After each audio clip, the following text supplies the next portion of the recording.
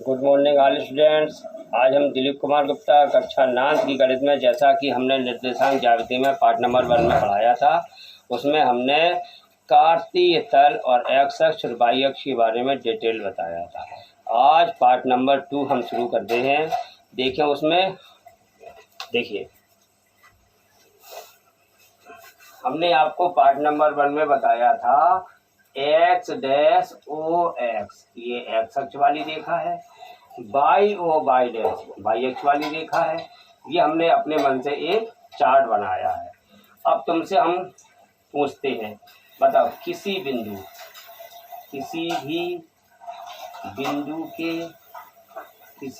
बिंदु के निर्देशांक निकालने का सूत्र हमने बताया था पार्ट नंबर 1 में। बताओगे बेटे क्या होता है? किसी भी बिंदु के निर्देशांक निकालने का सूत्र हमने क्या बताया था? भुज, कोटि या एक्स, वाई होता। अब देखो इसमें बहुत सारे बिंदु हैं। ये देखो एक्स डैश ओ एक्स, ये एक्स अक्ष वाली रेखा है। इस एक्स अक्ष वाली रेखा पर कितने बिंदु रखे? देखो ये बी बिंदु कहाँ पर है? एक्स अक्ष वाली रेखा पर रखा हुआ है। और ये ए बिंदु कहाँ रखा? एक्स अक्ष वाली रेखा पर। और ये पी बिंदु कहाँ रखा? एक्स अक्ष वाली रेखा पर रखते हैं। बोलो, हमने आपसे एक पॉइंट बताया था, आपको याद होगा। देखो सुनो बेटा, एक्स अक्ष के प्रत्येक बिंदु के लिए, एक्स अक्ष के प्रत्येक बिंदु के लिए काय का मान शून्य होता? वाई का। इस एक्स अक्ष पे ये बिंदु स्थित है, तो इस बी के निर्देशांक पूछे जाएंगे। तो बी के निर्देशांक के लिए यहाँ पे मूल बिंदु से इस ओर चलने पर -1 मिला, काय का मान? एक्स का मान। फिर -2 मिला, काय का मान? एक्स का मान। तो बी पर आने के लिए हमें एक्स का मान कितना मिला? -2। तो यहाँ कितना रखे? एक्स की जगह -2 रख देंगे और वाई का मान 0 रख देंगे। यही निर्देशांक हो गए किस बिंदु के? बी बिंदु के निर्देशांक। इसी प्रकार ए पर आते हैं। ए के लिए आ जाओ। इस मूल बिंदु से एक्स अक्ष पे 1 मात्रक, 2 मात्रक, 3 मात्रक चले, तो ए के निर्देशांक के लिए क्या करना होगा? एक्स की जगह पे 3 लिखेंगे और वाई की जगह पे 0। ये किसके निर्देशांक हो गए? ए बिंदु के। ऐसे पी बिंदु पे आ जाओ। पी के निर्देशांक क्या होंगे बच्चों? पी के लिए एक्स की जगह, पी के निर्देशांक निकालने के लिए एक्स की जगह 6 रखेंगे और वाई की जगह 0। समझ में आ गया? इस प्रकार से चलो यहाँ आ जाओ, वाई अक्ष पे आ जाओ। ये वाई अक्ष पे कौन कौन से बिंदु हैं? वाई अक्ष पे ये डी बिंदु है, और वाई अक्ष पे यहाँ पर एक बिंदु यहाँ रख दिया हमने, यहाँ पर टी रख दिया। बोलिए वाई अक्ष पर, बोलिए आपको ये हमने बताया था एक्स अक्ष पर स्थित प्रत्येक बिंदु के लिए क्या 0 होगा? वाई का मान 0 होगा। वाई का मान 0 होगा। और क्या बताया था हमने? वाई अक्ष पर स्थित प्रत्येक बिंदु के लिए एक्स का मान 0 होता है। ऐसा हम आपको बता चुके थे। अब बोलो, ये बिंदु किस अक्ष पर है? बी बिंदु एक्स अक्ष पर। बिंदु ए के निर्देशांक, देखो ए कहाँ है? बिंदु ए कहाँ है? ये है। बोलिए इस ए के लिए निर्देशांक यहाँ आ गए, तो बोलो ए के लिए एक्स का मान कितना है? 3। यहाँ 3 रख देंगे। और वाई का मान कुछ नहीं, वाई पे हम चले कहाँ है? यहाँ से बोलो ये एक कहाँ चले? एक्स पे। फिर कहाँ चले? एक्स पे 2, एक्स पे 3 चले, ए पे आ गए, वाई पे चले ही नहीं है। तो यहाँ पे 3,0 हो जाएगा। इसके निशान कितने होंगे? 3। ये एक्स अक्ष पे स्थित है, 3,0। इसी प्रकार आगे देखो ये निर्देशांक। अब देखो बी बिंदु कहाँ है? ये है। बी बिंदु पर आने के लिए मूल बिंदु से 1-2 कदम चले, कहाँ? एक्स पे, माइनस की ओर। तो एक्स का मान -2, 0। तो आपने क्या देखा? एक्स अक्ष पर जो बिंदु होते हैं उनके निर्देशांक के लिए y की जगह 0 होता। p के निर्देशांक कितने होंगे बताओ बेटा, p के निर्देशांक कितने होंगे, x में 6 और y में 0, 6,0। ठीक, इसी प्रकार आ जाओ, d बिंदु कहाँ पर है, देखो d बिंदु कहाँ स्थित है, d बिंदु कहाँ स्थित है, y अक्ष पे। मूल बिंदु से कितने कदम चलने पर d पर आएंगे, 1 2। y वाली रेखा पर मूल बिंदु से ऊपर की ओर 2 कदम चलने पर d आया, तो d के निशान क्या होंगे, y की जगह 2 रख दो, x की जगह 0, 0,2, 0,2 होंगे। ठीक है, आगे आ जाओ, d के बाद t पे आ जाओ, t के निर्देशांक कितने होंगे, t कौन से अक्ष पर है, y अक्ष वाली रेखा पर है, तो t के लिए x का मान 0 होगा, x पे 0 रख दिया, y की जगह -1 रख दिया।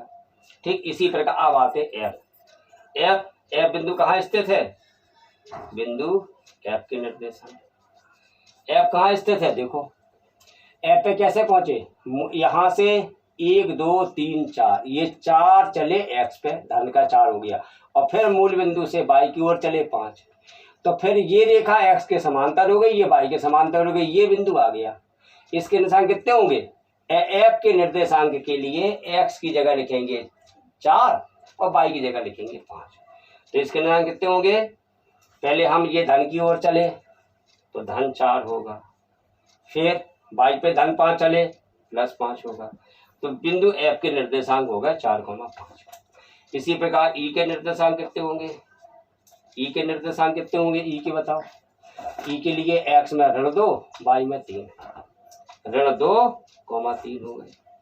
f के बाद h के लिए आओ, h के निर्देशांक कितने होंगे, h के बताओ, h के लिए x में कितना चले -5 और y पे -2, तो h के लिए हो जाएंगे x में -5 और -2, इसलिए g के निर्देशांक कितने होंगे, g के निर्देशांक कितने होंगे, g के लिए देखो, g के निर्देशांक के लिए कर रखते हैं, तो ये हो जाएंगे 3,3। इस प्रकार से आपको ये समझ में आ गया। अब प्रश्नावली अब शुरू करेंगे इसकी हम, ठीक है। चलो देखो, आपने क्या देखा, x अक्ष पे होगा तो y 0 होगा, y अक्ष पे होगा तो x 0 होगा, और चतुर्थांश में होगा तो वो ना x 0 होगा ना y 0 होगा। ठीक है, आगे देखो प्रश्नावली 3 का पहला सवाल, यदि बिंदु A के निर्देशांक ब्रैकेट में ऋण 5,7 है तो यदि बिंदु A के निर्देशांक ऋण 5,7 है तो वह बिंदु स्थित होगा, प्रथम चतुर्थांश में स्थित होगा कि द्वितीय चतुर्थांश में स्थित होगा कि तृतीय चतुर्थांश में स्थित होगा कि चतुर्थांश में स्थित होगा। अब यहाँ देखो, जैसे ये आपने बनाया, ये x डैश हो गया, और ये देखो ये x और x डैश हो गया, ये y और y डैश हो गया, ये मूल बिंदु हो गया, ये आपका x डैश हो गया। अब देखिए, ये ऋण 5 है, ये ऋण 5 चलेंगे x में और ये चलेंगे y में, ये ऋण 5 चलेंगे यहाँ से, ऋण 1, ऋण 2, ऋण 3, ऋण 4 और ऋण 5। ठीक है, अब y पे 7 चल रहे, तो ये हो गया 1 2 3 4 5 6 और ये 7। अब ये रेखा किसके समांतर है, ये रेखा किसके समांतर है, ये रेखा y के समांतर है, और ये रेखा x के समांतर है।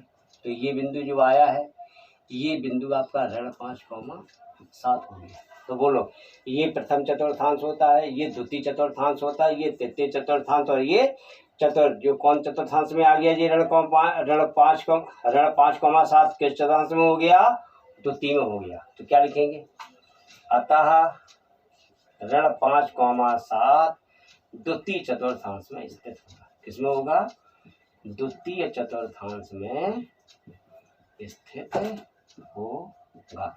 ये बच्चों आपको बनाने की जरूरत नहीं है, बना के हमने इसलिए बताया है कि आपको मालूम चल जाए किस चतुर्थांश में है। यहाँ पे x का मान ऋण में है, y का मान धन में, तो ये प्रथम द्वितीय चतुर्थांश में स्थित हो गया। ठीक है, इस प्रकार से ये सवाल पूरा हुआ। दूसरा सवाल देखें हम।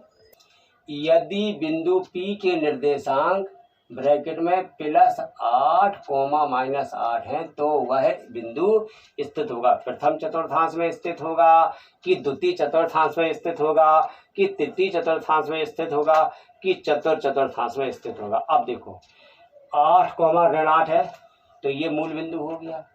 ये क्या होता है, ये होता है पहला, शुरू में x होता है बाद में y होता है, ये x होता है और ये y होता है। तो x में कितना चलना है, 8 चलना है x में और धन की ओर चलना है। y में कितना चलना है, माइनस। x प्लस का है, y ऋण का है। x प्लस का इस तरफ चलेंगे, y ऋण का इस तरफ चलेंगे, समांतर रेखाएं खींचेंगे, यहाँ पर स्थित होगा। तो प्रथम चतुर्थांश, द्वितीय चतुर्थांश, तृतीय चतुर्थांश और चतुर्थांश में स्थित होगा। समझ में आ गया।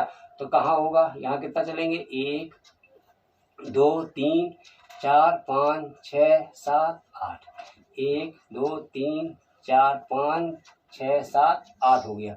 अब यहाँ आ जाओ, ऋण नीचे की ओर, ऋण 1, ऋण 2, ऋण 3, ऋण 4, ऋण 5, ऋण 6, ऋण 7 और ये ऋण 8 हो गया।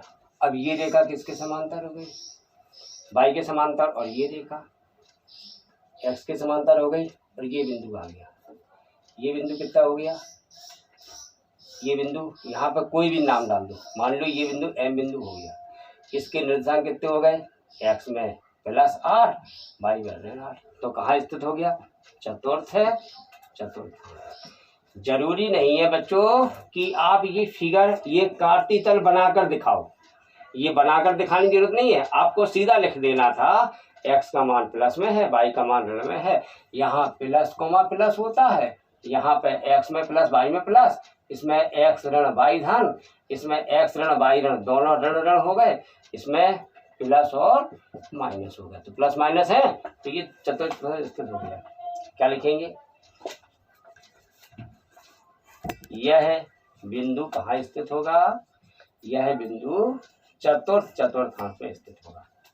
चतुर्थ है, चतुर्थांश में, देखो बेटा ये लास्ट में यहाँ लिख दो, 8, -8 चतुर्थांश में स्थित होगा। चतुर्थ है, चतुर्थांश में स्थित है होगा। कौन सा विकल्प सही है, डी विकल्प सही है, डी विकल्प सही है। ये 2 सवाल पूरे होते। आगे देखो बेटा, ये आपका जो P बिंदु था, ये बिंदु P 8, बिंदु P 8, ऋण 8 चतुर्थांश में स्थित होगा। डी विकल्प आपका सही हो गया। आगे देखें, तीसरा सवाल, निम्नलिखित प्रश्नों में से प्रत्येक प्रश्न का उत्तर दीजिए। नंबर 1, कार्तीय तल में किसी बिंदु की स्थिति निर्धारित करने वाली क्षैतिज रेखा और ऊर्ध्वाधर रेखाओं के क्या नाम होते हैं, बताइए। क्षैतिज रेखा किसे कहते हैं, x अक्ष वाली रेखा को क्षैतिज रेखा कहते हैं और ऊर्ध्वाधर वाली रेखा क्या कहते हैं, y अक्ष वाली रेखा कहते हैं। यहाँ क्या लिखेंगे, नंबर 1, क्षैतिज रेखा x अक्ष को कहते हैं, क्षैतिज रेखा x अक्ष को कहते हैं और ऊर्ध्वाधर रेखा किसे कहते हैं, और ऊर्ध्वाधर रेखा किसे कहते हैं, y अक्ष को कहते हैं। x अक्ष का मतलब है क्षैतिज रेखा और y अक्ष का मतलब है ऊर्ध्वाधर रेखा। तो क्षैतिज रेखा ऊर्ध्वाधर रेखाओं के नाम हो गए x अक्ष और y अक्ष। ये आंसर हो गया। अब इसने अब दूसरा क्वेश्चन क्या है, ये इन दो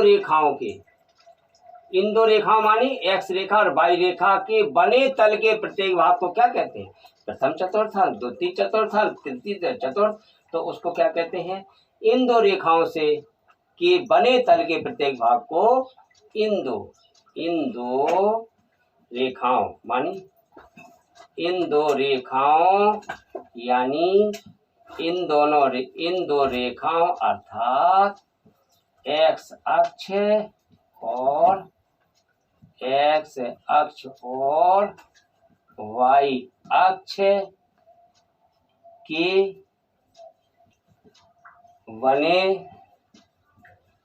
तल के प्रत्येक भाग को क्या कहा जाता है? चतुर्थांश कहा जाता है। क्या कहा जाता है? चतुर्थांश कहते हैं। अगर वह प्रथम में होगा तो प्रथम के संग चतुर्थांश लग जाएगा, द्वितीय में होगा तो द्वितीय चतुर्थांश लग जाएगा, तृतीय में होगा तृतीय चतुर्थांश, चतुर्थ में तो चतुर्थ चतुर्थांश। ठीक है, तो इस प्रकार से एक्स अक्ष रेखा और वाई अक्ष रेखा इन दोनों रेखाओं के बने तल के प्रत्येक भाग का नाम क्या हुआ? चतुर्थांश हुआ। ठीक है, अब ये बताओ नंबर 3, उस बिंदु का नाम बताओ जहां ये दोनों रेखाएं प्रतिच्छेद करती हैं। क्या लिखेंगे? एक्स अक्ष और वाई अक्ष वाली दोनों रेखाओं के प्रतिच्छेद बिंदु को क्या बताया था? क्या कहते हैं? बता बेटा, क्या कहते हैं? प्रतिच्छेद बिंदु को मूल बिंदु कहते हैं। प्रतिच्छेद बिंदु का नाम, प्रतिच्छेद बिंदु को क्या कहते हैं? मूल बिंदु कहते हैं। क्या कहते हैं? मूल बिंदु कहते हैं। इस प्रकार से आपका ये तीसरा क्वेश्चन पूरा कंप्लीट हुआ। ठीक है बच्चों, ये पार्ट 2 में जो हमने अभी कराया है ये पूरे 3 क्वेश्चन तक पूरे कंप्लीट कर लेना। इसके बाद चौथे क्वेश्चन से हम पार्ट नंबर 3 में कराएंगे। ये फेयर में पूरा कंप्लीट करते जा बेटा। ठीक है, और किताबें सब बच्चे ले लो हैं, बिना किताब की प्रॉब्लम होती है।